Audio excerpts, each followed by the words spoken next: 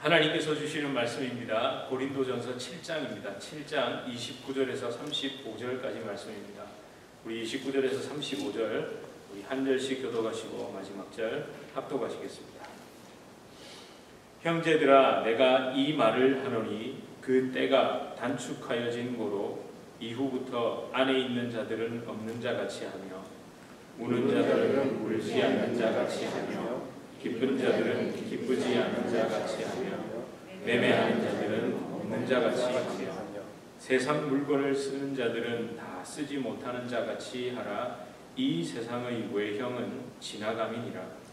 너희가 염려 없기를 원하노라. 장가가지 않는 자는 주의 일을 염려하여 어찌하여야 주를 기쁘게 하게 할까 하되 장가간 자는 세상 일을 염려하여 어찌하여야 아내를 기쁘게 할까 하여 마음이 갈라지며 시집가지 않는 자와 처녀는 주의 일을 염려하여 몸과 영을 다 거룩하게 하려 하되 시집간 자는 세상 일을 염려하여 어찌하여야 남편을 기쁘게 할까 하느니라. 함께 읽겠습니다. 내가 이것을 말하면 너희의 유익을 위하며 너희에게 홀물을 놓으려 함이 아니니 오직 너희로 하여금 이치에 합당하게 하여 흐트러짐 없이 주를 섬기게 하려 함이라. 아멘. 예. 우리 서로 앞뒤좌우로 좀 인사하시겠습니다. 잘 오셨습니다. 반갑습니다. 예, 좀 기쁘게 인사해 주시기 바랍니다. 우리 입을 자꾸 열고 얘기를 하고 막 미소 짓고 이런 걸 좀 연습을 해야 될 것 같습니다. 아니, 여러분들이 그렇다는 게 아니라 우리 약간 한국 사람들의 성향이잖아요. 그러니까 우리는 약간 조금 요런 데는 이렇게 좀 과장 아닌 과장 좀 이렇게 할 필요가 있는 것 같습니다. 예, 여러분 반갑습니다. 아멘. 예, 감사합니다. 이렇게요. 예, 우리 다시 한번 손도 좀 한번 흔들어 보겠습니다. 반갑습니다, 여러분. 반갑습니다. 예, 반짝반짝 고맙습니다. 너무 잘하시네요. 앞으로 좀 자주 해야 될 것 같습니다. 밖에 참 더위가 기승이죠. 건강에 유의하시기를 제가 늘 기도하고 있습니다. 그래도 감사한 것은요, 이곳이 참 시원합니다. 그래도 제가 이걸 썼는데 오늘 예배당에 누가 들어오시는 분이 딱 들어오자마자 아이고 시원하다 이러시는데 뭐가 통했나 봐요. 제가 이걸 썼거든요. 여러분, 이 넓은 공간이 있잖아요. 이 공간이 넓어서 시원한 겁니다. 그리고 우리가 빌려 쓰는 서러움이 아니라 발상의 전환을 해보면 미리 시원하게 해뒀잖아요. 그러니까 들어오면 얼마나 시원합니까? 그러니까 여러분, 빌린 교회라서 아쉬움, 서러움이 아니라 감사함이 큰 겁니다. 예, 우리 오는 주일에는 또 우리가 기도하고 있는 그 장소에 가서 또 예배를 드릴 텐데 쫓겨나는 게 아니고 우리가 또 가서 한번 그곳을 또 마음에 담으면서 기도하는 마음입니다. 여러분 다 오셔서 우리 함께 또 예배에 신나게 또 하나님 은혜 나누기를 축복합니다. 자, 7월 4일 독립기념일을 지냈죠. 참 많은 생각을 했습니다. 이번에는 왜 이렇게 독립기념일에 아주 엉뚱한 묵상, 다른 사람들은 전혀 다른 묵상을 하게 됐는지 제가 어떤 묵상을 하게 됐냐면요. 여러분, 하늘을 볼 겨를도 없이 살던 사람들이 7월 4일만 되면 다 어디를 쳐다보고 있습니까? 하늘을 쳐다보고 있어요. 왜요? 불꽃 노래 때문에. 저도 마찬가지였습니다. 그리고 여러분, 여름 휴가로 들어가고 유흥의 한가운데로 들어가잖아요. 막 이 시점에 참 많은 사람들이 맞습니다. 막 먹고 마시고 즐기고 하늘을 쳐다보고. 근데 여러분, 이거 다 순간이지 않습니까? 번쩍 하고 나면 와 하고 탄성을 지르지만 또 그러고 나면 뭐만 남았냐면요, 연기만 자욱하더라고요. 그 매캐한. 그래서 대기질이 나쁠 거니까 조심하라는 경고도 뜨더라고요. 실제 저는 또 뉴욕을 다녀와야 되기 때문에 진짜 온 뉴욕만 그 깜깜한 밤인데도 뿌옇다는 게 느껴지더라고요. 그러면서 자꾸만 제 마음속에는 이런 우리를, 하늘은 보고 있는데 하나님을 전혀 생각하지 않는 우리를 어떻게 하나님은 바라보고 계실까? 여러분, 이 질문이 계속 들었습니다. 펑펑 터지는 불꽃, 풍요를 즐기는 웃음과 배부름 속에서 제가 예수님을 묵상했다는 게 기특하더라고요.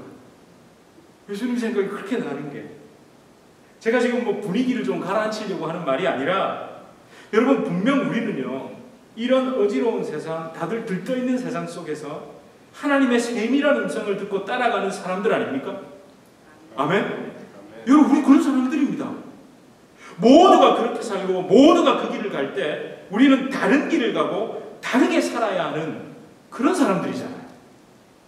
여러분, 오늘 말씀에 기록된 것처럼 그리스도인들은 이 세상의 외형, 보이는 모든 것들은 지나가는 것들인 줄 알고 사는 사람들입니다. 지나가는 것들입니다. 저와 여러분은 보이는 것들로 인해 마음이 갈라지지 않고 흐트러짐 없이 보이지 않는 영원한 가치, 십자가 은혜의 가치, 하늘나라의 가치를 쫓아가는 사람들입니다. 여러분, 지난주 우리 김석훈 선교사님 통해서 전해주신 그 메시지와 함께 또 카보베르데 그 조나몽 선교사님이 7월 그 선교 편지를 보내셨는데, 여러분 그 전체 이야기는요, 이 시대를 어떻게 살아가고 있는가, 이 마지막 때를 어떻게 살아갈 것인가에 대한 영적 질문과 메시지로 가득했습니다. 제가 이 편지를 노트에 적었습니다. 그러면서 묵상을 하게 됐습니다. 그리고 그게 그 선교사님들의 메시지가 계속 제 마음속에서 막 메아리처럼 울려 나오더라고요. 그래서 여러분, 오늘 본문을 보면서 이게 다 연결이 되는구나. 여러분, 사도 바울이 이 땅의 삶을 승리하면서 살 수 있었던 이유는 분명 오늘 본문에 기록되어 있습니다. 사실 오늘 본문 전체에는 크게 그 원동력, 사도 바울이 그 화려한 로마 제국 안에서도 여러분 거기에서 있었던 그 검투 경기와 콜로세움이라든지 이런 곳에서 있었던 그 화려함은요, 여러분이 오늘날 보는 그 어떤 스포츠 경기든 열광하는 것이든 비교할 수 없는 겁니다. 그 속에서 살아갔지만 내가 하늘의 가치를 두고 보이지 않는 것의 가치를 두고 살아갔던 핵심 원동력 3가지가 기록되어 있습니다. 이것은 2000년 전 초대 기독교 시대를 살았던 그들에게만 국한된 것이 아니라 그때보다 더 교묘한 유혹과 핍박에 노출된 우리에게 주시는 말씀입니다. 예수 그리스도의 재림이라는 전 우주적인 종말, 그것 때문만이 아닙니다. 육체의 죽음이라는 개인적인 종말도 앞두고 있잖아요. 그러나 우리는 이 능력의 말씀을 붙잡고 사는 겁니다. 여러분, 우리가 잊지 말아야 할 것이 있습니다. 성령 하나님께서 사도 바울을 통해 6장 7장 고린도전서 사도 바울의 서신서 속에 여러 가지 율법이 아니죠, 도덕법, 윤리기준, 이렇게 살아라 저렇게 살아라 이렇게 기록되어 있는 게 단순하게 제가 말씀드린 도덕법이고 윤리기준일까요? 기독윤리에 들어가는 걸까요? 간음하지 말라, 동성애하지 말라, 술 취하지 말라, 결혼 안 하는 것이 하는 것보다 더 낫다, 뭐 이런 것들이 지켜야 할 규범으로만 준 걸까요? 규범을 줘놓고 나면 항상 뭐가 있습니까? 규범을 지키면 상을 주고 지키지 않으면 벌을 주는 것, 그렇게 돼 있죠. 혹시 금융치료라는 말 들어보셨습니까? 금융치료, 그게 뭔지 아세요? 벌금. 그러니까 벌금이 세면 안 한다는 거예요. 근데 벌금이 어정쩡하면, 요즘 네팔 길거리가 그렇게 깨끗해졌답니다. 왜 깨끗해졌냐면요, 쓰레기를 버리다 걸리면 옛날에는 한 600원 정도, 우리로 말하면 한 60센트 정도였는데 지금 벌금을 80만 원 정도로 올렸답니다. 그게 금융치료. 그러니까 기준을 정해놓고 너 이거 안 지키면 벌금을 세게 때릴 거야, 벌을 세게 줄 거야, 이런 식으로 도덕법을 이야기한 게 아닙니다. 뭐냐면요, 더 좋은 것을 보여주시고 맛보게 하시고 가지게 하셔서 덜 좋은 것을 내려놓고 버리고 끌어내고 심지어 하찮게 여기도록 만드는 겁니다. 여러분, 간음을 끊는 방법, 결혼 테두리 외의 음란의 문제를 끊는 방법이, 이쁜 여자 보면 눈 감아라, 이쁜 여자 보면 너 간음 저지르면 너 감옥 간다, 벌금 매긴다, 민사소송 걸어서 재산 다 날아간다, 이게 아니라 뭐가 좋으면 됩니까? 왜? 마누라래. 이게 입에 붙어서 죄송합니다. 배우자가, 아내가, 남편이 너무 좋으면 됩니다. 그죠? 왜 아멘을 안 하세요? 아멘 하세요. 옆에 보면서 내가 이 악물지 마시고 너무 좋으면 되잖아요. 그러면 안 한다니까요. 동성애 하지 마라, 뭐가 이것저것이 아니라 남자가 얼마나 하나님께서 귀한 존재로 남자를 지으셨고 여자를 얼마나 귀한 존재로 지으셨고 이 두 가정의 아름다움이 어떤 것인지 그렇게 태어나는 아이가 얼마나 귀한 것인지를 얘기해주면 하라고 해도 안 한다니까요. 더 좋은데, 이게 더 좋은데 여러분 딱 이 말씀처럼 사실은 사도 바울의 서신서는요 딱 한 구절만 뺏어보면 안 됩니다. 전체, 심지어 고린도전서를 봐도 빌립보서, 에베소서 이게 연결이 좀 돼야 됩니다. 여러분 빌립보서에 뭐라고 기록되어 있습니까? 3장 7절에서 9절 한번 함께 좀 나눠볼까요? 시작! 그러나 무엇이든지 유익하던 것을 크게 내가 그리스도를 위하여 다 해로 여길 뿐더러 또한 모든 것을 해로 여김은 내 주 그리스도 예수를 아는 지식이 가장 고상하기 때문이라. 내가 그를 위하여 모든 것을 잃어버리고 배설물로 여김은 그리스도를 얻고 그 안에서 발견되려 함이니 내가 가진 의는 율법에서 난 것이 아니요 오직 그리스도를 믿음으로 말미암은 것이니 곧 믿음으로 하나님께로부터 난 의라. 여러분 뭡니까? 한마디로 얘기하면 난 예수가 제일 좋은 줄 알겠다는 거예요. 이게 제일 좋아서 나머지 거는 나에게 아무런 기쁨도 주지 못하고 유익도 주지 못한다는 거예요.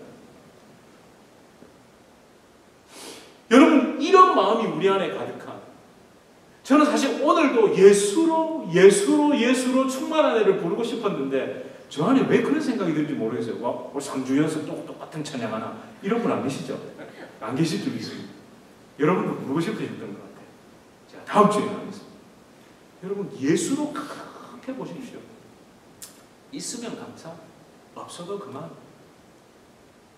왜? 가장 좋은 예수를 얻기 때문에. 여러분 이런 말씀은 매일 묵상하고 붙들고 선포해야 될 말씀입니다.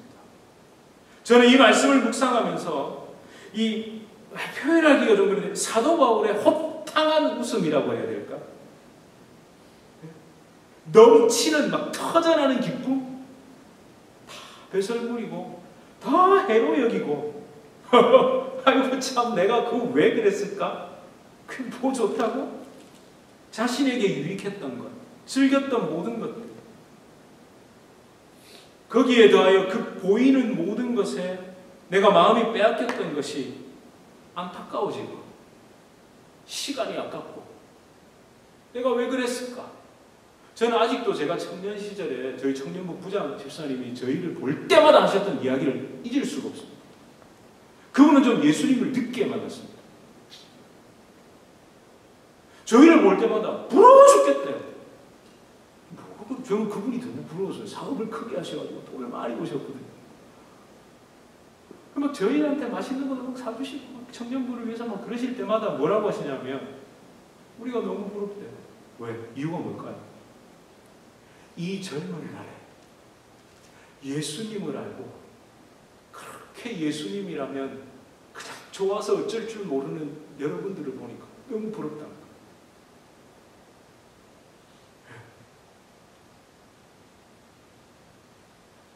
그래도 저희가 좀 신앙생활을 순수하게 열심히 잘했나 봐요. 그리고 그게 부러워 보이셨겠죠. 가장 귀한 그리스도를 놓고 그분 안에서 내 존재가 발견되는, 제가 사실 좀 좋아하는 구절이 사실 이 구절의 이 상반절, 그 안에서 발견되려 합니다. 예수님 안에서 내 존재가 모든 가치가 발견되는 것. 여러분 이게 진정한 구원의 능력을 누리면서 사는 그 선명한 그리스도인의 고백입니다. 여러분 좀 과한 표현을 쓴다면요, 사도 바울의 그 호탕한 웃음 속에 세상을 향한 안타까움, 좀 왜 저럴까 하는 좀 씁쓸한 웃음도 왜 저렇게 여전히 살까라는 이런 마음이 제가 느껴지더라고요. 여러분은 어떠십니까? 이런 사도 바울의 모습, 예수 그리스도 안에서 당당한 그 사도 바울처럼 살고 싶으십니까? 아니면 여전히 세상 것을 누리지 못해서 안달난 모습으로 살고 싶으십니까? 첫 번째입니까? 두 번째입니까? 첫 번째. 어머나, 제가 이걸 잘못 썼네요. 주사님 맞았습니다. 저는 두 번째라고 얘기를 이렇게 써요. 두 번째라고 해야 진짜 구원받은 성도입니다. 제가 이렇게 써놨는데 제가 순간 그래 놀랬던 거예요. 이거 첫 번째라고 해야 진짜 구원받은 성도. 예수님 때문에 당당.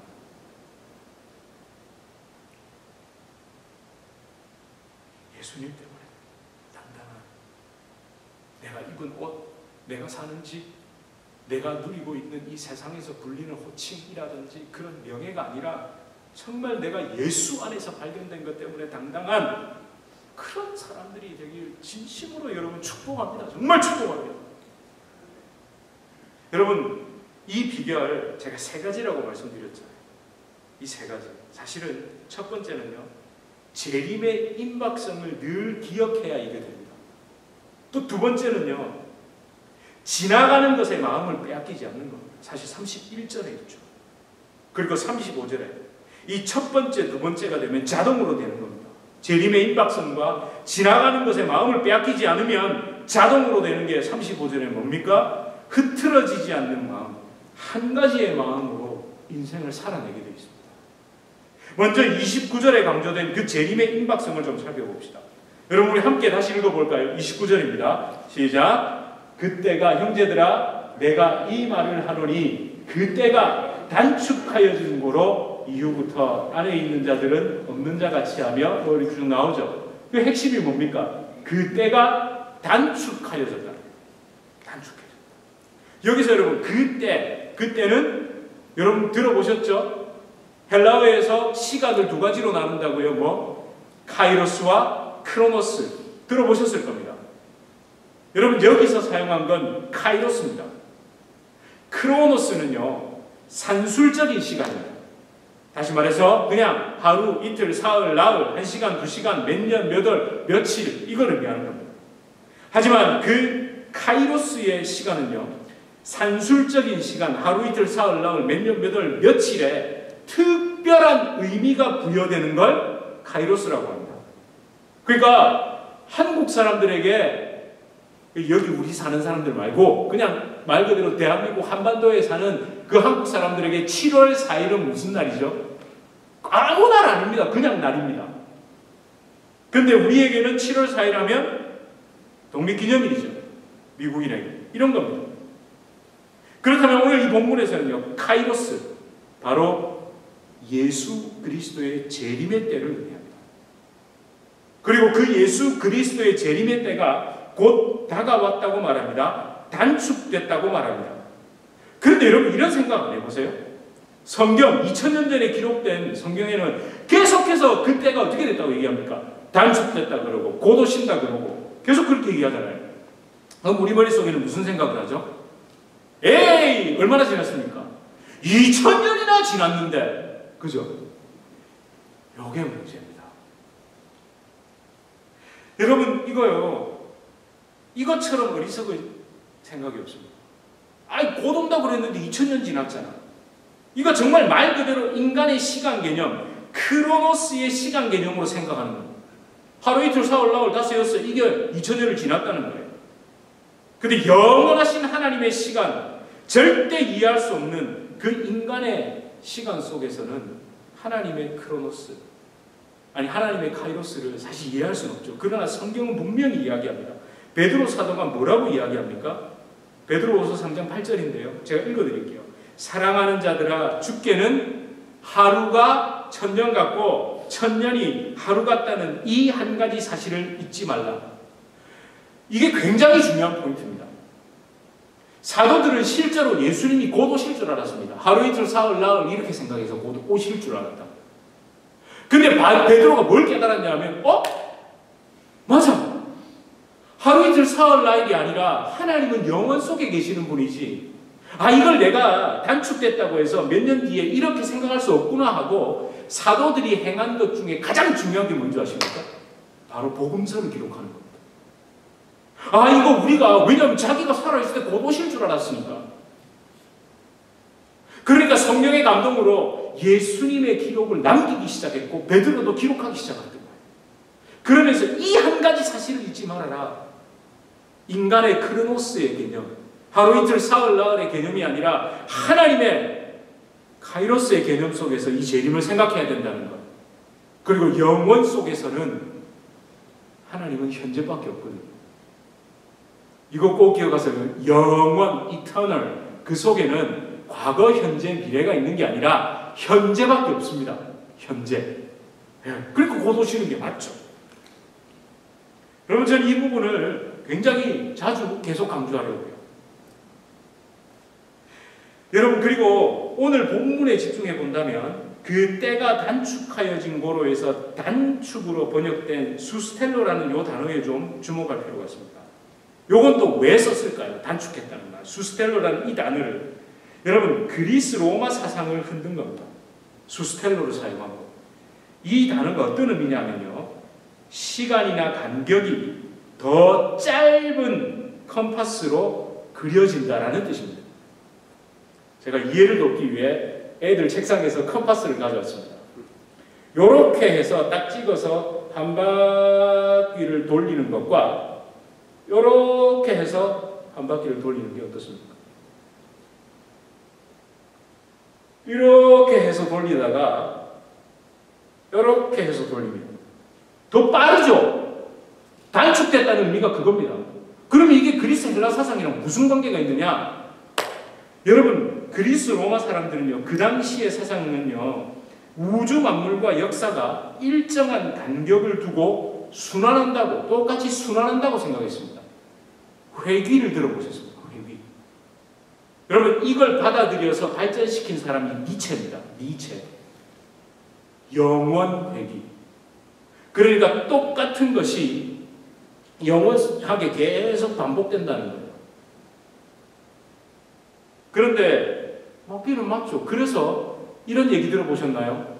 우리가 기독교인들이 말하는, 종말론에서 말하는 지진, 환란, 뭐 무슨 병, 이 계시록에 나오는 그런 아주 무시무시하고 그런 일들은 흔히 말하는 세기말적 현상. 세상이 한번 이렇게 사상이 변한다든지 전쟁이 일어난다든지 할 때 사람들이 그걸 붙잡는다는 거예요. 그래서 영원 회귀, 그 비슷한 일이 계속해서 반복된다는 거예요. 그 반복되라고 하죠. 여러분, 가만히 한번 생각해 보십시오. 이게 정말 반복되는 걸까요? 반복되지 않는 걸까요? 반복이 됩니다. 근데 어떻게 반복이 될까요? 원이 좁아지는 겁니다. 그럼 어떻게 됩니까? 그렇죠. 단축되어져 가고 있는 거예요. 사탄의 속임수죠. 에이, 그 뭐 세기말적 현상이지. 뭐 지진도 일어나고. 옛날에는 지진 안 일어났냐? 아이고, 뭐 흑사병도 있었고 뭐도 있었고 다 그랬다. 아니요. 짧아지고 있죠. 그렇게 돌지만 마치 수레바퀴가 굴러가는 것처럼 어디를 향해 가고 있을까요? 끝을 향해 가고 있습니다. 끝! 마지막에. 시작이 있기 때문에 끝. 그런데 무신론자들, 예수님, 하나님을 부정하고 싶은 자들은 영원 회귀, 그냥 똑같은 게 계속된다는 거예요. 시작도 없고 끝도 없다는 거예요. 이렇게 속이는 거죠. 여러분, 지금 이 세기말적 현상이라고 그들이 말하는 지진, 재난, 자연재해, 도덕적인 타락, 무자비함, 사랑 없음 등등 이 성경에 기록된 마지막 때의 현상이 시대에 따라 반복되는 것 같지만 그 강도와 빈도가 점점 더하여져 가고 있죠. 여러분, 2023년에 규모 7 이상의 지진이 몇 차례 일어난 줄 아세요? 19차례가 일어났습니다. 별로 안 되는 것 같으세요? 아닙니다. 20세기에 비하면 그 횟수가 수배 증가한 겁니다.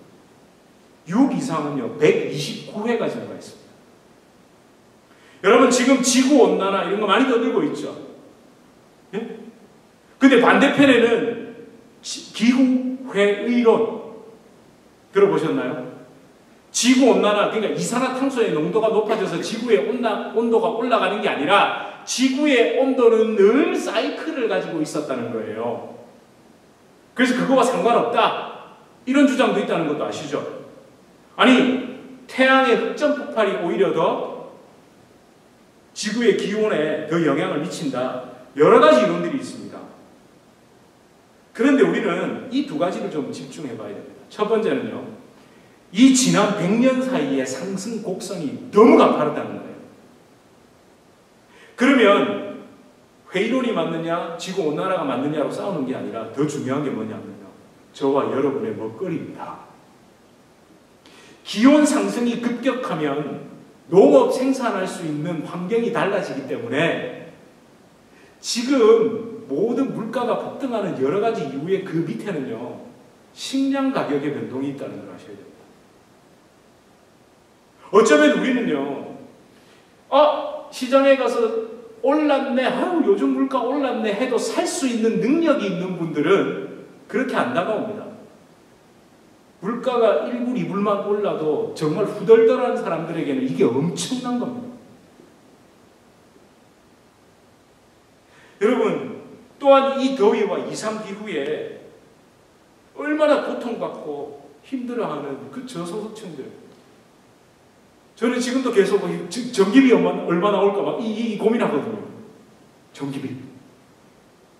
여러분, 그 전기비가 없어서 얼음 사다가 사는 사람들도 지금 있다니까요. 그게 어디 무슨 아프리카의 일이 아니라 우리와 같은 가까운 곳에 앤디 목사님 계시는 그 필라델피아에 거기 사는 사람들도 집에 냉장고가 에어컨 없어서 이 더운 여름에 아이스박스에다가 얼음 채워서 산다니까요. 그리고 여러분, 우리 선교사님들도 참 형편이 어려운 그 우리 흔히 말하는 후진국 못 사는 나라에 계시는 선교사님들, 더위가 심하지 않기를 기도 제목이 캄보디아도 그렇고 다 그렇습니다. 여러분, 이것만일까요? 임박한 재림의 진주. 그 현상의 가장 두드러진 특징은요, 사람들이 하나님을 더 싫어한다는 겁니다. 내 마음대로 살고 싶은데 하나님이 있거든요. 성경 말씀이 있거든요. 성경 진리가 있거든요. 그러니까 정면 도전하죠. 과학의 이름으로 생명에 대한 존엄과 하나님의 절대 주권에도 도전하죠. 세상법, 사람이 만든 법으로 하나님의 말씀을 짓누르고 묵살하려 하죠. 죄의 합법화. 죄의 합법화를 통해서 회개의 기회를 차단하려는 것이 사탄의 전략입니다. 여러분, 동성애, 낙태 이런 문제는 이제 이슈도 안 됩니다. 하고 또 동성애 얘기하나? 요렇게 만든다니까요. 피곤하게 만들어요. 나는 안 한다니까. 우리 애들은 괜찮겠지. 왜 자꾸 동성애 얘기해? 이제 점점 피곤해진다는 걸 제가 느낍니다. 그죠? 여러분, 안락사 문제는 어떨까요? 지금 안락사를 합법화한 나라들이 상당합니다. 이게 이제 일반화되려는 조짐을 보입니다. 네덜란드를 시작으로 벨기에, 룩셈부르크, 스위스, 이제 콜롬비아, 캐나다까지. 그래서 캐나다로 영주권을 받겠다는 등 이민을 가겠다는 등 이런 말도 나옵니다. 물론 너무나 고통스러운 삶을 사는 사람들, 그 아픔의 무게, 삶의 무게, 이런 것들을 제가 무시하려는 게 아닙니다. 그래서 모두에게 예수님의 복음이 필요하고 그 다시 만날 예수님에 대한 소망이 필요합니다. 오늘의 힘이 되고 내일의 소망 되시는 예수님, 영원한 생명, 그 생명과 구원의 통로인 예수 그리스도, 그분을 전하는 겁니다. 여러분, 예수 그리스도의 다시 오심으로 이 모든 어그러지고 삐뚤어진 것들이 바로 회복될 거라는 걸 우리가 선포하는 삶을 살아야 합니다.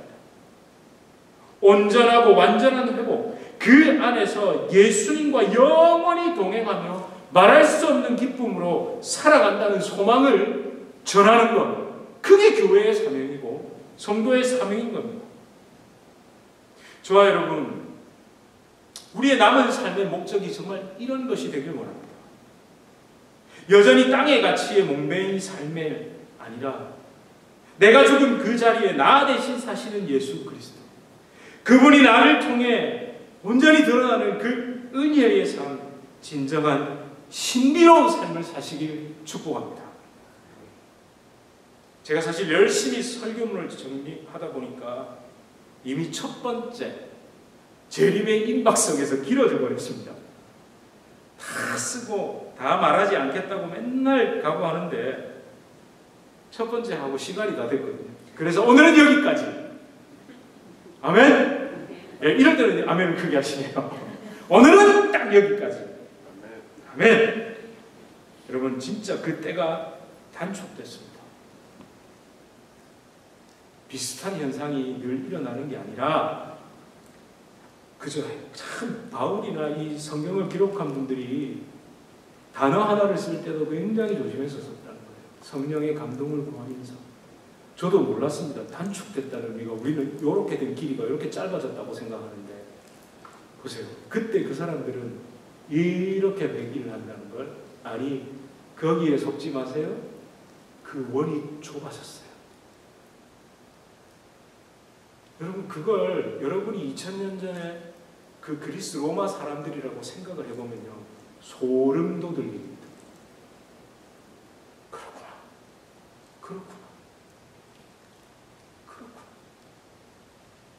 어쩌면 그것도 맞지 않습니까? 나이가 들어가니까 시간이 빨리 간다라고 이런 얘기들 많이 하시죠. 아, 그죠? 그거 모르시면 우리 저기 나이 든 거 아닌데. 맞습니다. 여러분이 늙어가는 게 아니라 사실은 주님이 그걸 깨닫게 하시는 거예요. 그게 좁아지고 있다고. 그런데 그것으로 끝나는 게 아니라 그 끝에는 나를 만날 거라고. 나를 만날 거라고. 그죠? 그 마지막에는 이가 그렇게 사랑했던 나 예수를 만날 거라고. 사랑하는 그 주님을 만나는 감격을 위해서, 감격을 가지기 위해서는 지금 여러분이 얼마나 주님을 사모하고 사랑하는지에 따라서 달라지겠죠? 그죠? 너무너무 사모하고 뵙고 싶었던 그 주님이라면, 내 모든 아픔과 눈물을 닦아주실 그 주님이라면, 오늘 내가 주님을 사랑하는 만큼 그때 주님 만났을 때의 감격은 말할 수 없을 겁니다. 그래서 우리 인생의 마지막에도, 또 그 온 우주의 마지막에도 우리는 두려움과 공포심이 아니라 기대감과 기쁨으로 살아갈 줄 믿습니다. 우리 함께 이 찬양 하나님 앞에 드리겠습니다. 주님 다시 오실 때까지 나는 이 길을 가리라. 좁은 문, 좁은 길,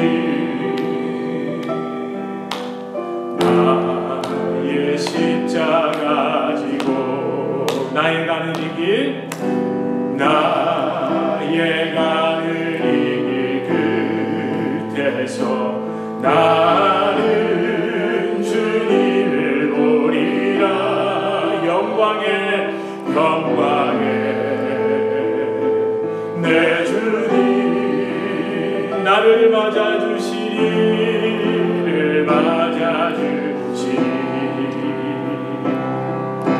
주님 다시 오실 때까지 나는 일어나 달려가리라. 주의 영광 온 땅 덮을 때 나는 일어나 노래하리. 나는 일어나 노래하리. 내 사모하는 내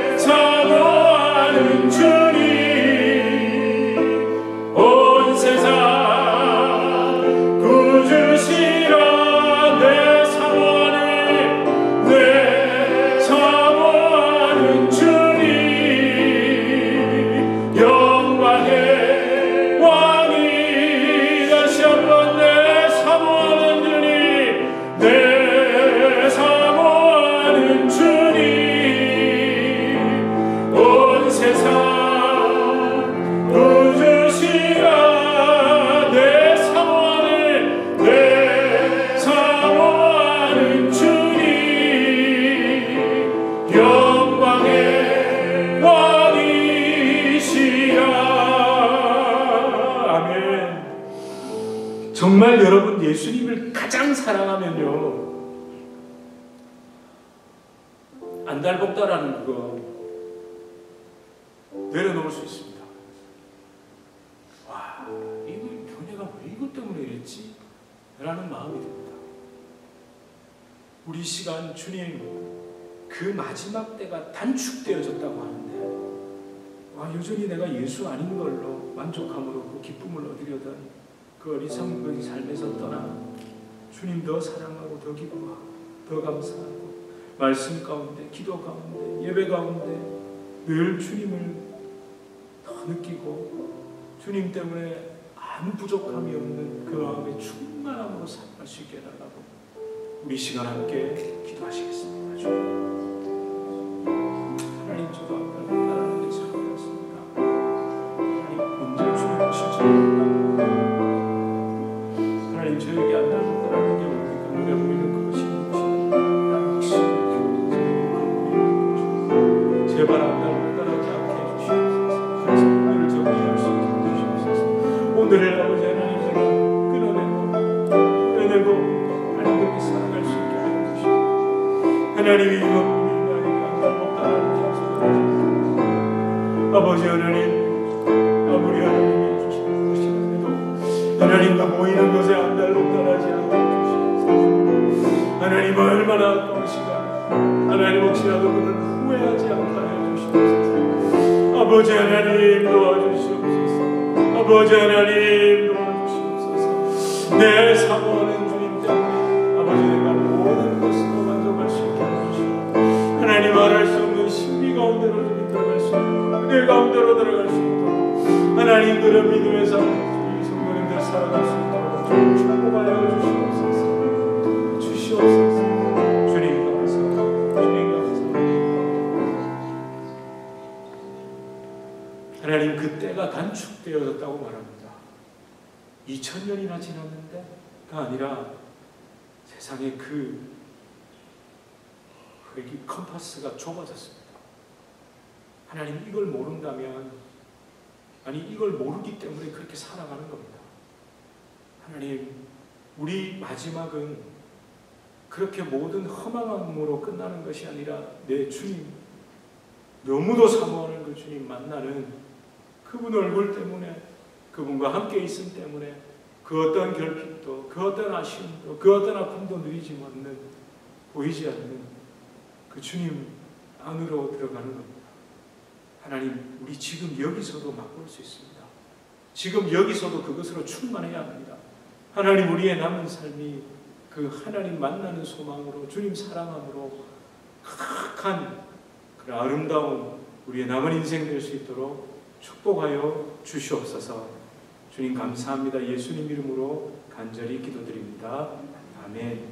우리 주 예수 그리스도의 은혜와 하나님 아버지의 극진하신 사랑과 성령 하나님의 위로 교통교제에 충만케 하시는 역사, 우리를 진정한 예수 따라가고 예수 사랑하고 예수 만나기를 소망하게 하시는 성령의 놀라운 역사가 우리 주님의 교회 성도님들과 주님의 교회로 불러주실 주의 귀한 자녀들 개인의 삶, 가정, 생업, 직장, 사업 하시는 모든 일 가운데 이제로부터 영원토록 함께 있을지어다.